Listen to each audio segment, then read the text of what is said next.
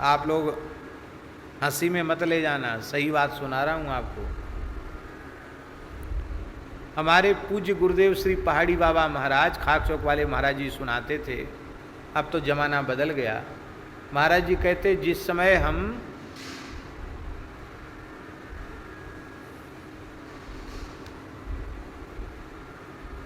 अरुणाचल प्रदेश में, नागालैंड की तरफ, जहाँ परशुराम कुंड है, तो ले परशुराम कुंड की यात्रा बहुत खतरनाक थी उस जमाने में, इतनी खतरनाक थी, आज भी खतरनाक है। हम लोग तो हो गया है परशुराम कुंड। वहाँ आज भी जंगलों में नरभक्षी लोग रहते हैं, नरभक्षी, नरमांस भक्षी। और कहीं महात्मा मिल जाएं तो उनका हृदय बड़ा प्रसन्न हो जाता है। महाराज जी की सुनाई हुई बात सुना रहे हैं।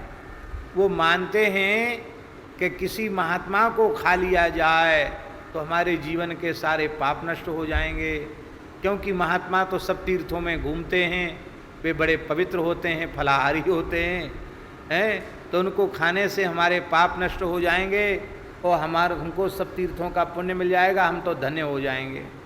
ऐसी मान्यता वाले भी लोग हैं।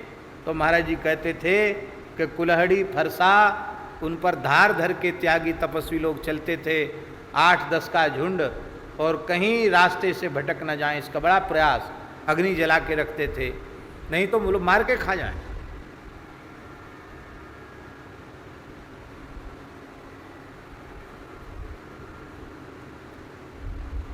एक महात्मा के साथ घटी हुई सत्य घटना, ये घटना लगभग 80-90 वर्ष पुरानी हो सकती है,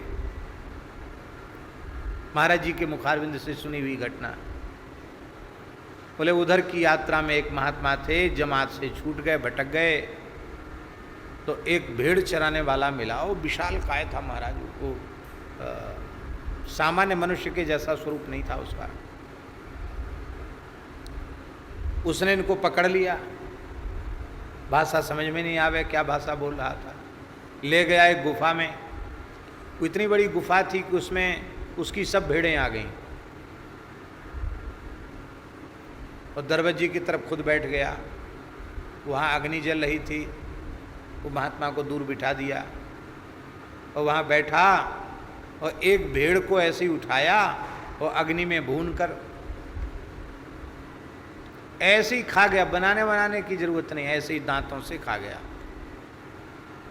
खा करके कुछ मादक पदार्थ था उसको पिया और लेट गया।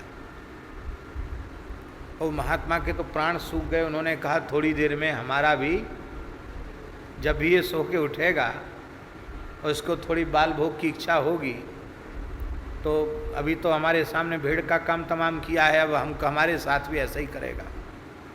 अब वो महाराज हनुमान जी की याद करने लगे, जय हनुमान ज्ञान गुण सागर, जय कपीस तिहुँ लोक उजागर।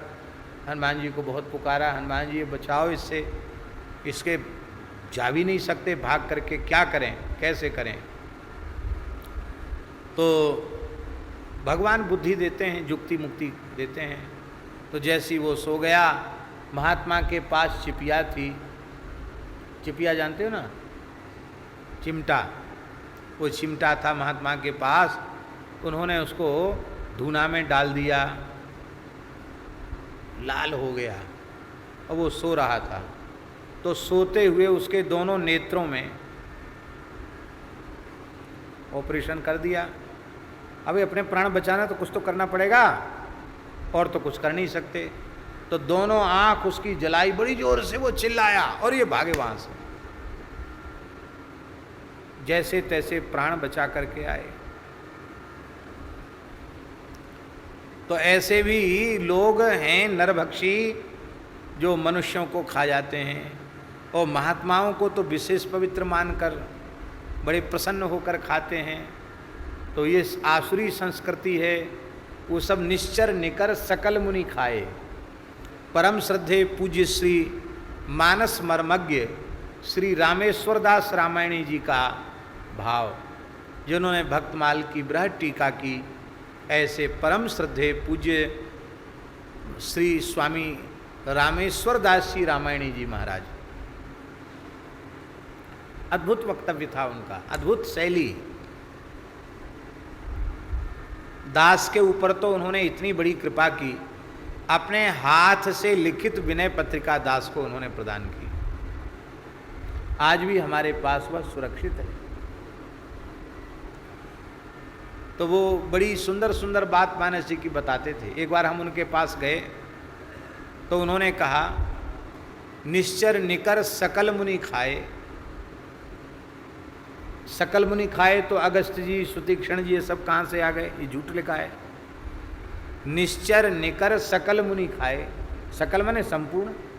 जब सभी महात्माओं को खा ही लिया तो सकल मुनि के आसमन जाए जाए सुखदीन, महात्मा आए कहाँ से? बात अटपटी सी है। दंडकारण्य में भगवान ऋषियों को जा जाकर दर्शन दे रहे हैं, तो जब सब खा ही गए, निश्चर निकर सकल मुनि खाए,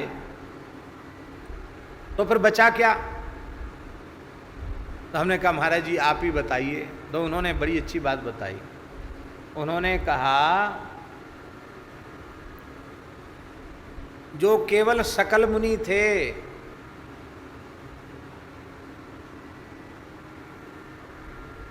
हमारे जैसे मुनियों की सकल थी, मुनि नहीं थे वस्तुतः, तो ऐसे जो सकल मुनि, उनको राक्षस खा गए। पर राम जी ने सोचा, भले ही मुनियों की शकल में थे, मुनि नहीं थे, पर भाई भेष तो साधु का था, संत का था, ऋषि मुनि महात्मा का था, तो राम जी ने उन सकल मुनियों को भी मुनि ही माना। तो निश्चर निकर सकल मुनि खाए। भाई सब लोग घर छोड़ के चले आते हैं जंगल में, पर जंगल में बस जाने मात्र से और कोई एक विशेष वेशभूषा बना लेने मात्र से सब ऋषि मुनि महात्मा नहीं बनते हैं। उनके जैसा आचरण हो वे ही महात्मा माने जाते हैं। तो राम जी ने अपनी करुणा दिखा दी कि तुम भीतर से महात्मा न हो, सकल भी महात्मा की हो, तो भी हम तुमको महात्मा ही मानेंगे और तुम्हारी रक्षा करेंगे। तो राम जी ने निश्चरहीन करऊं मही भुज उठाए प्रण कीन। राम जी ने भुजा उठा करके प्रतिज्ञा की कि मैं धरती को निश्चरों से विहीन कर दूंगा। यही है राम जी का रोष, और यही रोष है अग्नि। राम रोषा नल ज्वाल माला मिषज्वांत चर।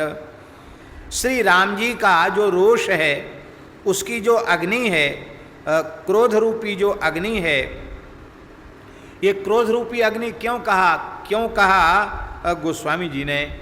इसलिए कहा कि ये सब संतापराध करने वाले हैं, भक्तापराध करने वाले हैं। जो अपराध भगत कर करई, राम रोष पावक सो जरई।